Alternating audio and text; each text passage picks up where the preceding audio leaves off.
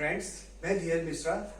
कल मैंने आपसे अपनी वीडियो में शेयर किए थे इंडियन पॉलिटी के कुछ इंपॉर्टेंट क्वेश्चन जो हमेशा रेलवे में, स्टेट पीसीएस में, यूपीएससी वगैरह में आते रहते हैं। आज मैं आगे बढ़ूंगा। आर्टिकल 32 लास्ट वीडियोज में मैंने इसके बारे में थोड़ा बहुत आपको बताया था। इस आर्टिकल के बारे में बी आर अम्बेडकर ने बोला है कि इसको आत्मा भी कहते हैं। जैसे कोई भी नागरिक भारत का जिसको लगता है कि मेरे फंडामेंटल राइट्स का हनन हो रहा है तो वो सुप्रीम कोर्ट इस आर्टिकल के थ्रू जा सकता है। नेक्स्ट आर्टिकल था आर्टिकल 40। इस आर्टिकल में व्यवस्था दी गई है कि स्टेट में ग्राम पंचायत का किस तरह गठन होता है। नेक्स्ट आर्टिकल है आपका आर्टिकल 46। आर्टिकल 46 आर्टिकल 46 में व्यवस्था दी गई है कि एसटी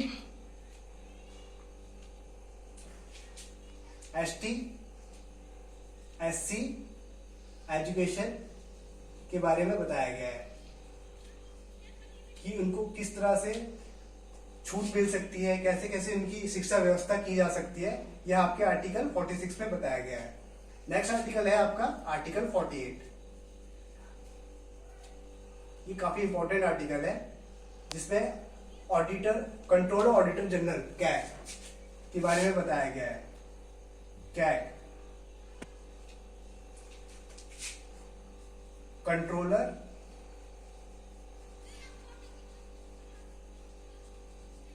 ऑडिटर जनरल के बारे में बताया गया है। नेक्स्ट आर्टिकल है आर्टिकल 52। हर देश का एक राष्ट्रपति होता है, उसी तरह भारत का भी एक राष्ट्रपति है। इस आर्टिकल में जिससे हमें पता लगता है कि भारत का एक राष्ट्रपति है वो है article 52।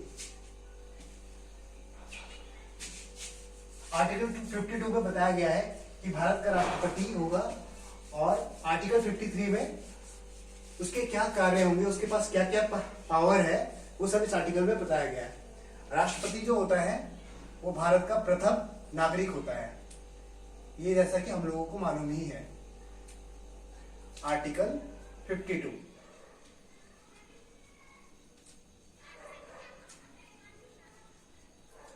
President of India.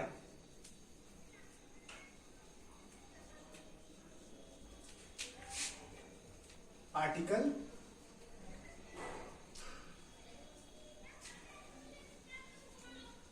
53 work power.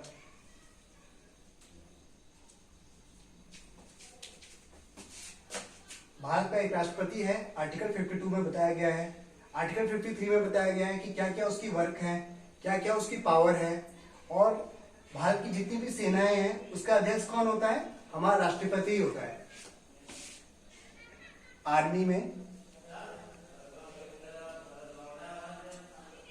Navy, air force,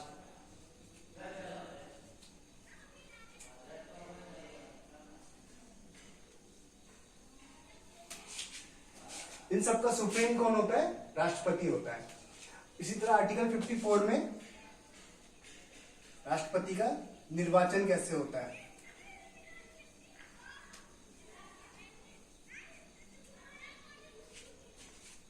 राष्ट्रपति का निर्वाचन कैसे होता है।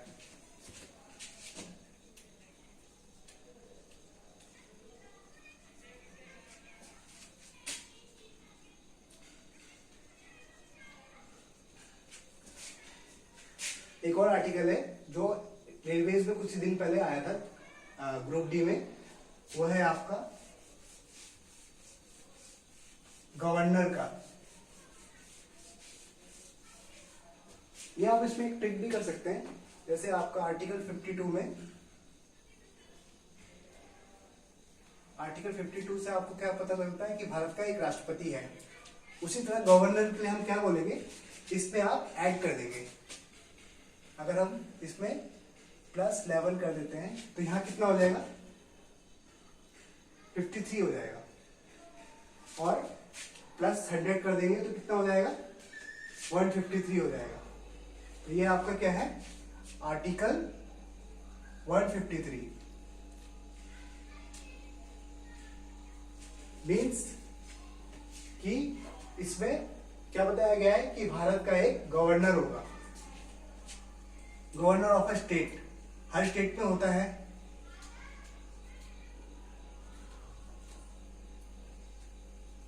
स्टेट होता है। और क्या है आर्टिकल आपका 154, जिसमें क्या होता है आपका भारत का एक गवर्नर होगा। उसी तरह से मैंने क्या बताया था कि राष्ट्रपति की कुछ पावर्स भी होती हैं। वो पावर्स क्या होती हैं, जैसे कि कोई व्यक्ति जिसको फांसी की सजा हो गई है, जिसको सुप्रीम कोर्ट ने फैसला सुना दिया गया है, तो राष्ट्रपति के पास वो पावर होती है कि वो उसकी सजा को माफ कर सकता है। वो पावर क्या है, article 72। Article 72 the power of president. अच्छा, राष्ट्रपति होता है, कई बार ऐसा होता है कि राष्ट्रपति पे आरोप भी लग सकता है। तो अगर राष्ट्रपति पे आरोप लग सकता है तो इसकी व्यवस्था भी हमारे संविधान में दी गई है। वो क्या है, आर्टिकल 61। अगर हमें लगता है कि राष्ट्रपति अपने कार्यपालिका जो है वो कार्य ढंग से नहीं कर रहा है और हमको लगता है कि इस पे कुछ न कुछ गड़बड़ ज्यादा है, तो हम संविधान में इसकी भी व्यवस्था दी गई है कि राष्ट्रपति कार्य ढंग से नहीं कर रहा है तो इस पर महाभियोग चल सकता है। तो यह है आपका आर्टिकल 61, जिसमें क्या डायरेक्टली सुप्रीम कोर्ट इसमें आपका इंगेजमेंट करता है इसमें कि आप अगर आर्टिकल इसमें देखा है कि अगर राष्ट्रपति कुछ गलती करता है तो उस पर महाभियोग चल सकता है, उसको सजा हो सकती है। नेक्स्ट आर्टिकल क्या है आपका,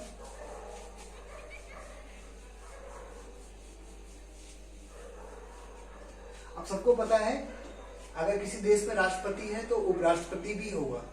तो उपराष्ट्रपति कैसे होता है, उसकी व्यवस्था कैसे गई है, आर्टिकल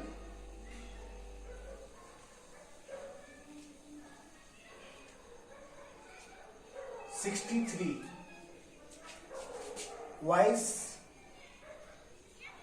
प्रेसिडेंट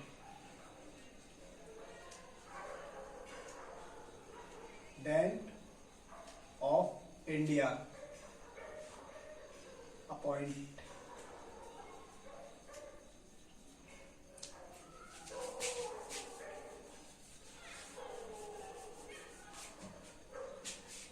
फ्रेंड्स, जो वाइस प्रेसिडेंट होता है वो आपकी राज्यसभा का वो स्पीकर भी होता है। और सबसे मजे की बात यह है, वाइस प्रेसिडेंट आर्टिकल 3 में जो व्यवस्था दी गई है उसको इसके लिए कोई मासिक सैलरी नहीं मिलती है, वेतन नहीं मिलता। वेतन मिलता है, मैं बताता हूँ, वही नेक्स्ट आर्टिकल में आपसे डिस्कस करना चाह रहा था। Article 64, article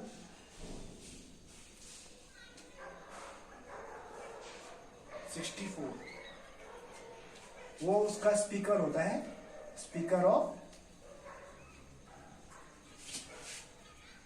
Rajya Sabha.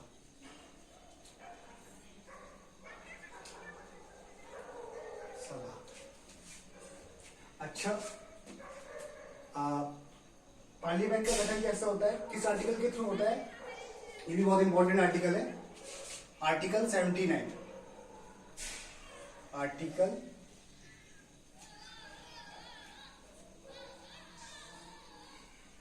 79 establishment of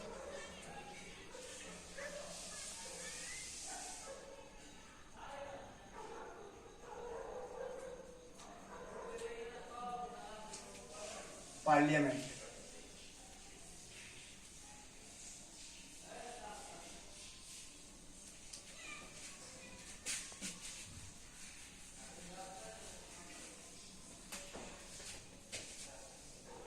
article 76 में हमको पता चलता है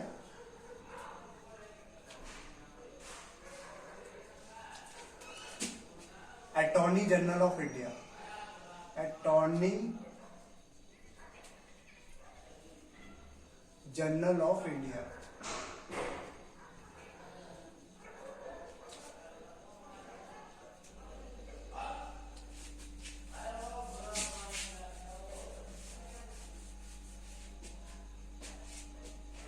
एक आर्टिकल और भी है जो अक्सर एग्जाम में पूछा जाता है, वो है आपका आर्टिकल 352।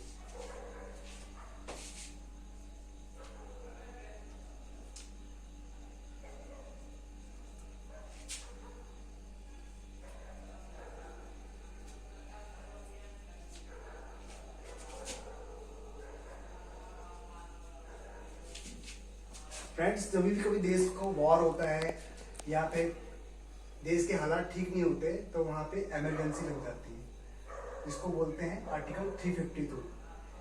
ये व्यवस्था संविधान में दी गई है, अगर देश के हालात ठीक नहीं है तो आर्टिकल 352 लगती है। अभी तक हमारे देश में 3 बार इमरजेंसी लगी है। एक बार आपकी 1962 में लगी है, at the time of war, India China war, India China war 1962।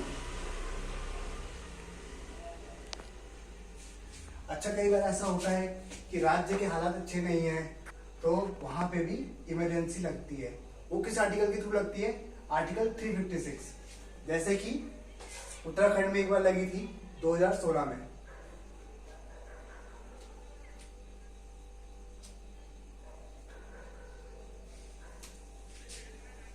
State emergency.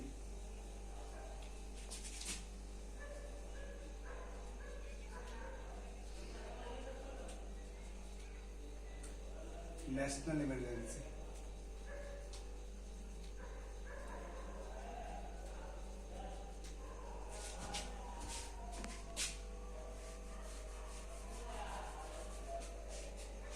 वित्तीय इमरजेंसी भी लगती है, जो हमारे देश में आज तक नहीं लगी है, बट ये भी मैं बता देता हूँ, ये भी कई बार पूछ लिया जाता है।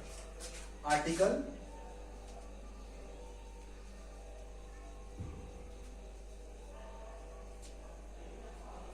360 फाइनेंस इमरजेंसी।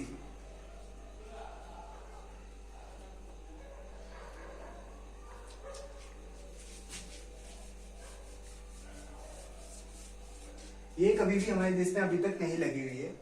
फ्रेंड्स, इसी तरह मैं आपके लिए और भी इंपॉर्टेंट आर्टिकल्स लेके आऊंगा जो अपकमिंग एग्जाम्स में आपको हेल्पफुल करते रहेगा। आज के लिए इतना ही, धन्यवाद।